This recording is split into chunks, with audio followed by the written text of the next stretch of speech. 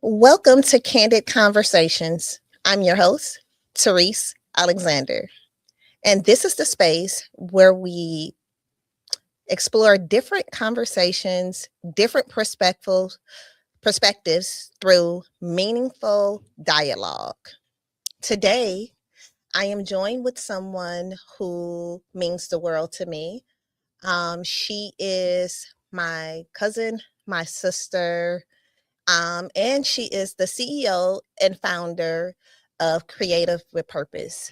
Erica, I want to say thank you for saying yes to this conversation. I am so happy that you are here today, and I'm looking forward to our conversation. All right. You're excited? Yeah. Me too. Let's get this. So one of the things that's different about Candid Conversations is that I don't come with a list of interview questions. Every conversation begins with one question. That's why we're candid. Sorry. And we simply figure out and follow wherever it leads. So you ready? Yes. All right, Erica. Mm-hmm. I've watched your business, and I mean Creative with Purpose. Mm-hmm. I watched it pause and evolve. But I've also watched you and your faith evolve and stretch.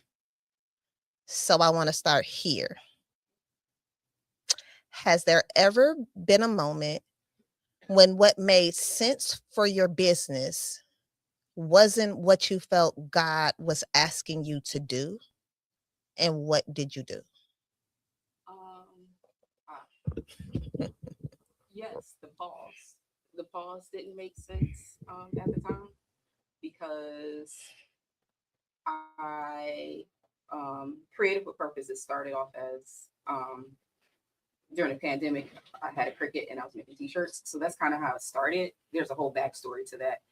And the T-shirt was the very lucrative part of the business. But then I paused, following God, paused. And when it came back to rebuilding the business, T-shirts was not a part of it. And I'm like, well, that was the business. It was the focus was on solely photography. So no, it didn't make sense. So let's stop. Because I just said creative with purpose. I know what creative with purpose is and what it means to you. Mm-hmm. What is creative with purpose? So it's a meaning behind the name of the business. I even tried to change the name of the business, but I couldn't because of the deeper meaning. So Creative with Purpose started during the pandemic. And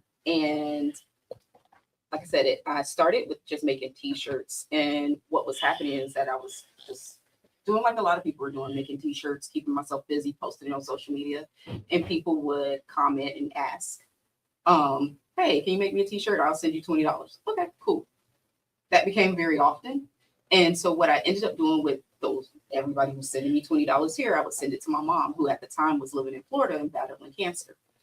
And then it just became a thing. I ended up moving my mom here, and it became a way for me to help financially take care of her without impacting my household at all. And then the photography part of it, I started documenting her cancer journey, the moments that we shared, the moments that she shared with my kids. And then even those hard moments, I documented those moments in the hospital, the doctor's appointments, all of that. My mom was very open about her cancer journey. Even to this day, this is why I haven't shut down her Facebook page, because she went live a lot, like during her chemo treatments and things like that, because she felt like she would inspire others. Little did she know, she inspired me to start a business and to be, like I said, be able to take care of her. And then now that she's gone, continue in that same manner. So Creative with Purpose is more than just a business. Eventually, my goal is to be able to fund a nonprofit with it and do as my mom did. My mom was a person who always gave back to the community, the people who we were raised by. That's what they did. And so eventually that is what I hope to be able to do through Creative Purpose. So Erica skimmed over photography. So, and she just focused on her mom.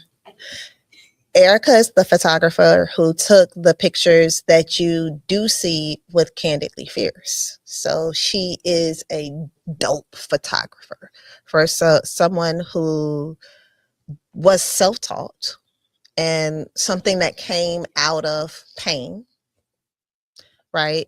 I always say she has anointed hands and eyes behind the lens.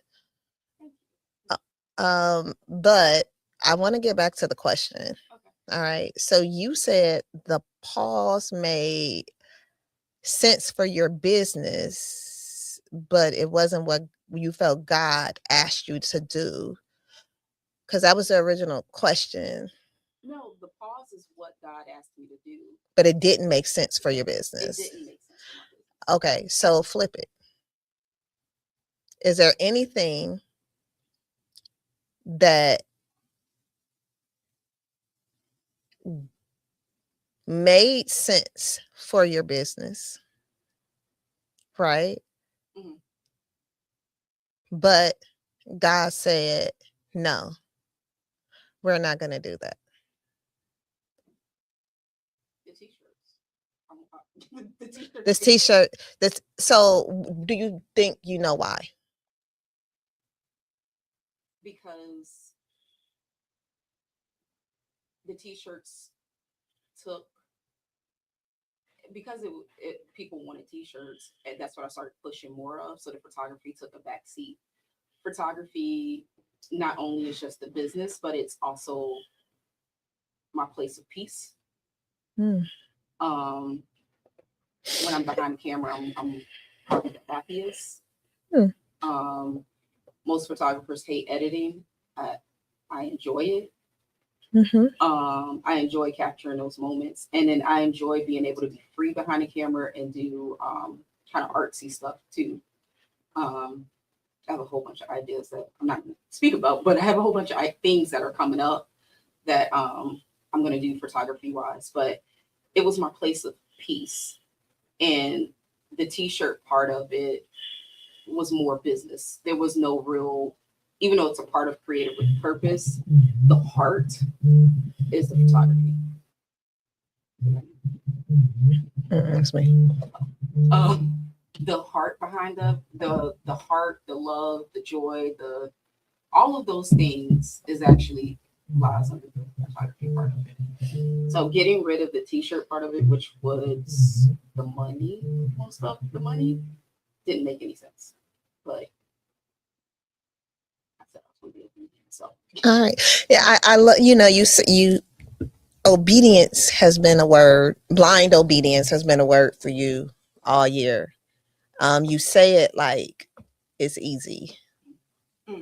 So how easy was it? Did you just say when God told you, and how did you know it was from God? So when God told you to pause the t-shirts, like what season were you in? How did you know? And how did you rationalize that with yourself when you're looking at the business plan and knowing what's lucrative for you? How did you get there? So there wasn't any deep. It was, so initially the thought process was, okay, yeah, but not now, because I have these people who rely on me every year. These people who keep coming back every year. I had actual clients and clients that came back every year for their conference t-shirts and things like that. So I'm like, I can't stop right now because I owe it to these people. I have a responsibility to these people.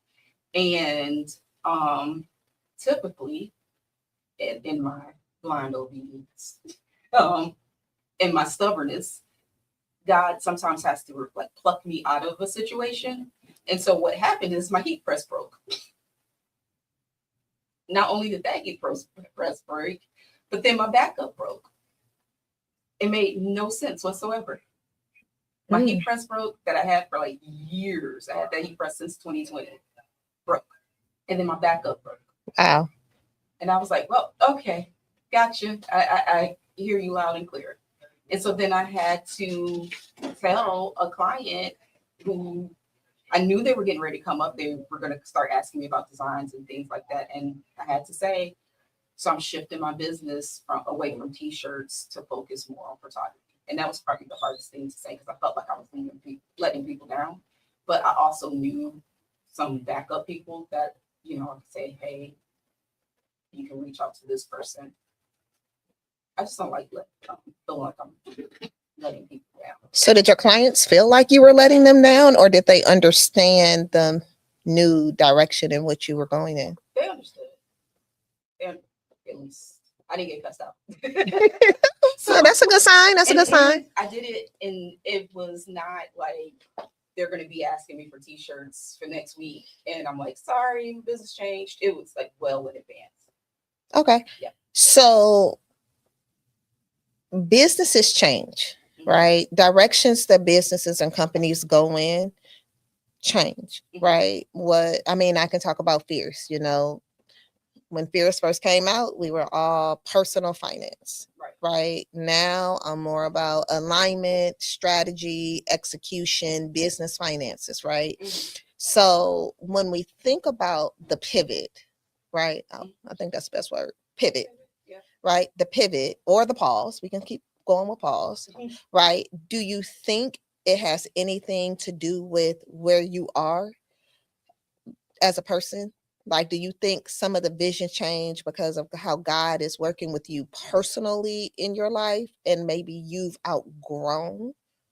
Like, what would you say to a business owner who's like, I feel like God is calling me over here, right? But this is what I'm good at. This is my skill set. So do you think that you can, just like we can outgrow people, can we outgrow different sectors of our business? Almost definitely. Right now I'm in a season where what I know and what I see now and what actually fits with Candid Conversation is that I'm in a season of an alignment. I said that was my word for the year, was alignment. And I can see how everything, all the moves that me and my blind obedience and saying, okay, yes, sometimes not a quick yes, but yes, I see how everything has aligned. Um, do I know exactly what the full purpose or what the full goal is? No, but I can kind of guess what it is. So everything has aligned. So letting go of the t-shirts makes sense. Focusing on photography, it makes sense in hindsight. And then with everything else that I have going on. So you said, what would I say to a business owner? I'm always on the side of, if you feel like if that's what God is telling you to do, then you follow what God is telling you to do. I look for confirmation. I don't just wake up one morning and be like, God told me to do this, and then I just go do it. I'm looking for it. Almost always comes with confirmation from some random place or some random source, or maybe in my morning readings or something will happen where I'm like, that is confirmation of what I was supposed to do. Sorry, I know what I'm supposed to do. There are also moments where I'm supposed to make a move and I can't rest until I make that move. There have been many nights that I've tossed and turned and rest and couldn't rest with rest until I made the decision or made the move that I knew God was pushing me to make.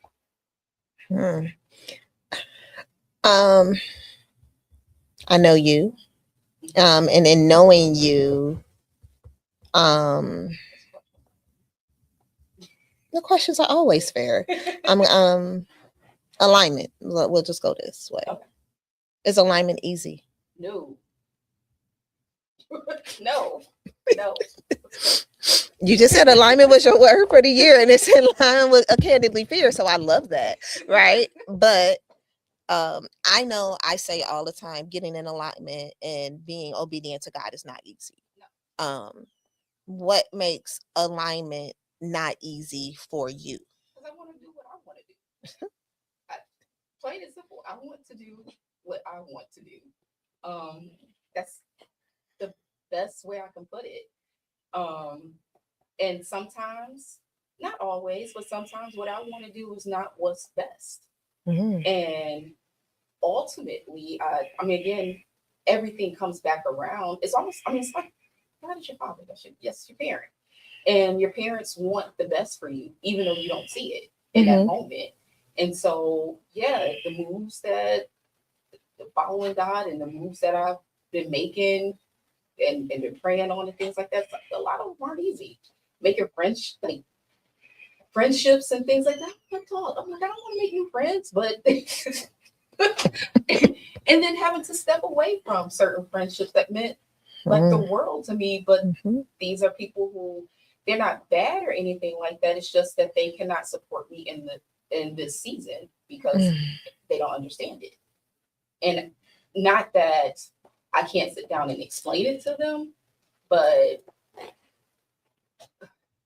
You don't think they can they cheer don't. you on from the sidelines? And they do cheer me on, but it's not the same. There's a different set of friends or a different set of support system, a different, I need to add to my support system who can support me in the way that I need. So, and I say that in a way of like prayer. And when I need like somebody who I can call and go, it's been rough and I'm getting ready to go into a season of fasting. And that person without, okay, when we starting this fast, this. All right, so I'm gonna make it personal Okay. about me. Oh God. Right. So we both know that I'm in the season. Uh-huh. Right. I won't go into a lot of details, but we know right now I'm in some chaos. Would you call it chaos? Oh, shifting. I don't know if I would call it shifting because I feel like it's more than it's. I'm being sifted. Can we agree with that? Oh yeah. All right. You know, sifted is a word. Yeah, I'm being sifted. Heavy sifting. I don't know what type of cake, cookies, pies God's trying to make, but I'm being kneaded and sifted. Get those impurities out. All right. Um, when we talk about things that I'm dealing with from a business side, Mm-hmm. right? So even I'm calling Candidly Fierce actually my journal, right? So the things that I'm teaching and talking about in Candidly Fierce, I am truly living out in my everyday life. Those who are in my inner circle, and Erica has the privilege of being in my inner circle, have all of the details about these things. Mm-hmm. However, because I would say TNT to the magnitude of what TNT is the first time anybody in our family, in our circle, right? Unless I'm skipping somebody, correct me if I'm wrong, because I want to give credit where credit is due, has done something like this. So some of the things I'm facing is new to us, right? Yeah, for some of your issues, I'm like, oh. To my point. That's what I was gonna say. However, so some of my issues, like you have actually told me, like I can't relate. I don't know what to say, but I do still feel like you're capable to pray for me. I still feel like you're capable to have the listening ear. Mm-hmm. I don't come to you to be like how to fix it because I do understand. Not have good advice. I understand that, right? Right. But I do know that the push Mm-hmm. to keep going, especially when I be like, I'm honest, y'all. This last week or 2 weeks, I probably said I quit more times than I want to count. Mm-hmm. And it's funny. My support circle told me it is okay to quit for today, but tomorrow you got to get back up and keep going. You were one of those people, right? Right. And please know I am an introvert of introverts, so this circle is very, very small. Um, so I say that because I'm bringing this up because you said as you outgrow people and get into alignment, because people don't know like where you're going or where God is taking you, right? You and I can't relate on that business side, Mm-hmm. right? However, I think God has pushed you more in the path than pulled you away. Mhm. Why would you say that is? I mean, also, I'll give this other information. I also was not the person to ever admit that I was having problems. I am the strong person. So I would normally try to figure it out on my own, and cry in silence. And I'm learning that it is okay to not be okay and to lean on your circle. So, given what you just said, right? Why do you think God allows you, right? I actually do think in some of our conversation, he gives you the words to say to me, even though it's not, you don't have the necessary experience in those areas. I'm trying to figure out how to say this without outright saying it. Say it. No, because I don't want to publicly say it yet. I know where that's going. And it's, I'm not saying this with arrogance. I'm not saying this like or anything like that. I think what I'm noticing in, especially in different conversations with various people, not only you, I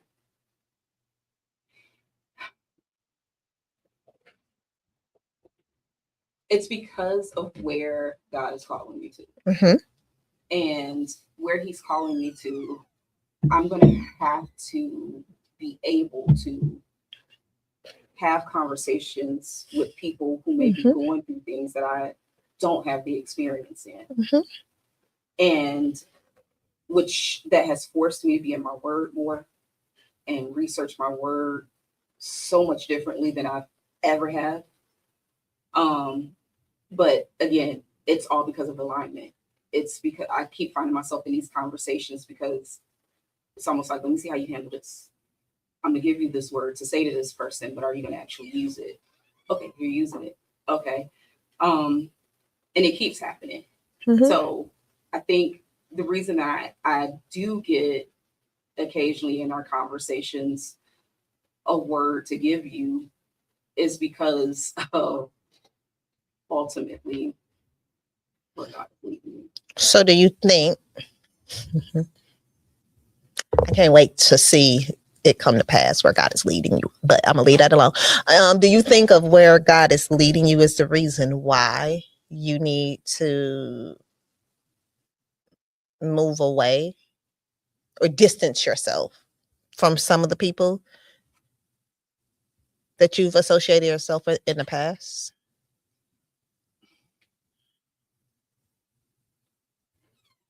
Yes.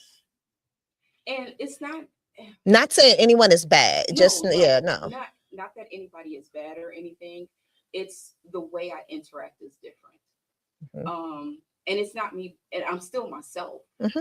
It's just that I don't do the things that I used to do Mm-hmm. anymore. So some people will rock with your change and not think anything of it. And others will see your change and go, she changed. Yeah, I got you. And I think for me, because again, I'm in my obedience, but my hand is still on some stuff. Rather than give anybody the full opportunity, because I'm uncomfortable in those spaces and in those conversations sometimes. Mm-hmm. So rather than even give an opportunity for anybody to judge me, I have gone into a like kind of isolation, which a lot has happened in isolation too. Mm-hmm. I have grown a lot in isolation, and so I was in a period of isolation for a better part of a year. Mm-hmm. And I'm just now that I'm comfortable or somewhat comfortable, where and kind of have an idea of where God is calling me, I'm starting to kind of go back into, not fully back into, because I was never in a bad space, but I'm starting to kind of pick back up in those spaces. But now that I have been scrubbed of some things, Right.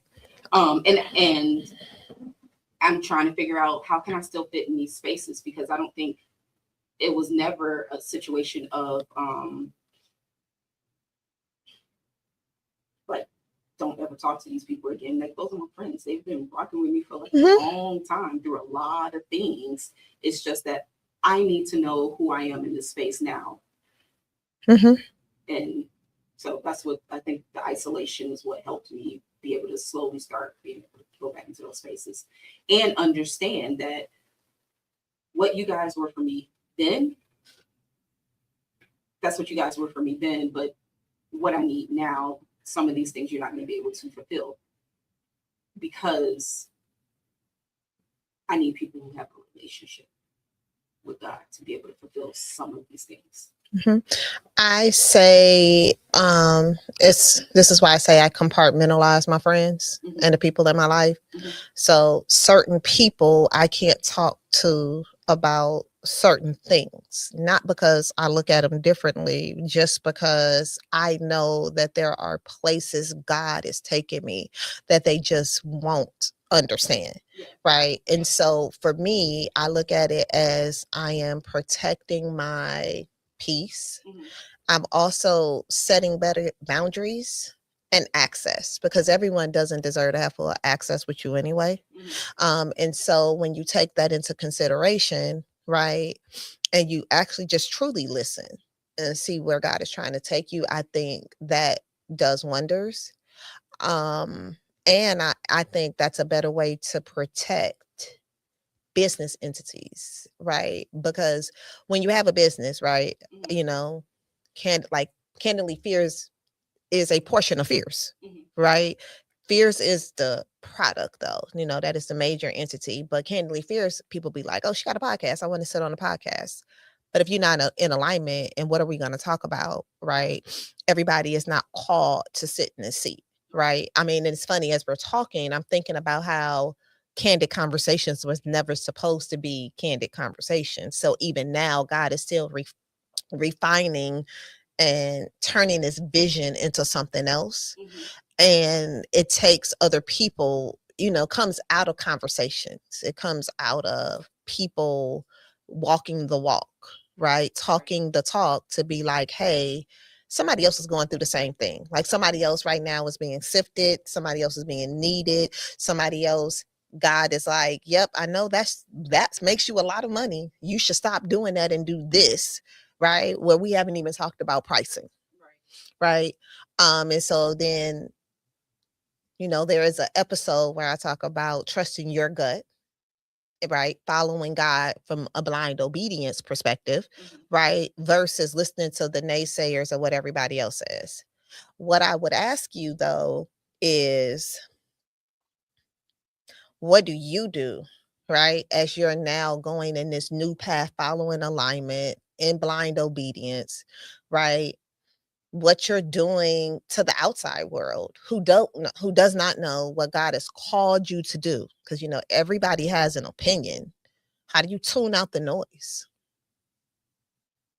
I don't have a lot of noise around me right now. Oh, okay. Which knock on wood, I don't. If anything, I have a cheer squad behind me. Like, my village is amazing. Um, and I don't share everything with everybody. I'm not. I'm very careful. Once upon a time, I wasn't, but now I'm very careful who I share things with. Very careful, and even in that, I don't fully share everything, because I'm still asking, "Are you sure?" Well, there's so many questions that I still have, that it'd be crazy for me to come out here and confidently be like, "This is where God's calling me to," and yeah, like, you ain't even ready, like. So yeah, there isn't a lot of noise around me, and from outsiders, if anything, it's probably coming from myself. And I mean, I talk to myself. I try to change that mindset, and change my words and talk positively to myself. And anything when I hear that I can't, I write down the opposite of, okay, if I say that I can't charge $500 for this session, then I'm gonna name all the reasons why I should. Yes, you can. Just call me. I got you. So that's what I've started to do. It has been, and again, this all happened because of isolation. I had to go into that isolation moment. Because if I did not have that period of pause, that period of isolation, then yeah, I probably would hear naysayers. Mhm. But yeah. I got another question. Mhm. So I'm watching you now, right? Yeah, I'm watching you now. I'm watching you do projects where you say, I don't do that. But I'm watching you agree to it and do it. Yeah. Right? Mhm. How do you know, even though you say, I don't do that, I'm not going to market myself as this, how do you know that is not another area of your business that God is stretching you into and you do that? You're just not comfortable with it right now. I don't know. Mm. And funny enough, the people who are asking me to do that are people who know good and well, Therese, that I don't do that. I'm not the only one. Listen, I'll put it out there. I don't shoot weddings. I don't like to shoot weddings. I don't. Guess But what? I y'all got should see three booked for this year. y'all should see the pictures. I don't shoot weddings, but yes, I have three weddings booked this year. And it's because it's people that I love. And every opportunity, Mm-hmm. it adds to my portfolio. It puts me behind my camera. My camera's my happy place. Mm-hmm.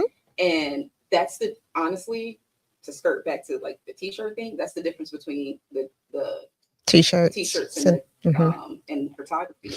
Somebody can ask me to make a t-shirt and I'm like, I don't want to make that. And I don't want to design it. I don't want to make it. And I won't. I wouldn't do it. Mm-hmm. Just straight up, nope. I don't care how much you pay me. I don't want to do it. Mm-hmm. Whereas with photography, hey, can you shoot a wedding? Sure. How many people there? Less than 100 people? Then yes, great, yeah. So let's talk about, and I know I want to wrap it up in a minute, but let's talk about business planning and expanding. So God is calling you to do other things as well that we're not going to talk about. Um, but in business planning of Creative for Purpose, right? I'm also watching it become bigger. And you are one person with you being your own assistant. Do you think about as alignment what it takes for you to bring on another person? Have you thought about from a strategic perspective, right? What that looks like and how all of that falls into alignment? Or is God calling? Are you in a place where God is truly saying to you that you're supposed to do this all by yourself? And then what's the struggles of doing it by yourself? I sure don't. Because I haven't thought about expanding with Creative for Purpose. Because again, it's more than a business to Mm-hmm. me. So I haven't thought about that. I drag a child with me to shoot every once in a while. Occasionally, I'll drag one that actually wants to pick up the camera and they'll shoot. Um, so hopefully, somebody's developing a love of photography in them. We'll see. But I haven't thought that far yet because I'm just now in the stage of like, oh, I gotta get my prices together and actually charge my price. Say it again. Amen, Lord. Hey, her creative brain stretches my analytical brain every day because she likes to lead with her heart and lead with love. And she does these things for free or just give me a tip. No, your price is your price. Charge your price. I'm sorry. That is your price is your price. Charge your price. No, but but I haven't. I honestly have not thought that far yet because I'm honestly in these last couple of months just started stepping back out there again. Rebuilding my social media. Right, but And everything. your foot is like you said in these last couple of months, and in these last couple of months, you are going to be. I mean, you did Candidly Fierce, You now have 3 weddings booked. Seniors. You've done seniors, Yeah. graduating seniors, and our wonderful elders. You have that stuff coming up. Um, gonna be doing these newborn pictures. All the great stuff you love behind the camera. So that's picking up really fast. I think if anything, we need to look at it an intern, Definitely. right? Even if like someone who maybe shares your purpose. God downloads to me as we talk, this. I think we should write something to see if someone actually has a similar story to you, because you would be surprised at how many people document their parents' journey, and see if you can get an intern in to at least help you behind the cameras and do some of your behind the scenes. Or even, I mean, I know you like editing, but there are some other things I think you can do that you just don't have the time. Erica's also a wonderful special education teacher as well. So she thinks she's superwoman. All right. With that, before we go, Okay. I love to leave everyone, including myself, with one final question. What's one perspective you're leaving this conversation with that you didn't walk in with? Besides the fact that I need to look into the future. Besides that fact.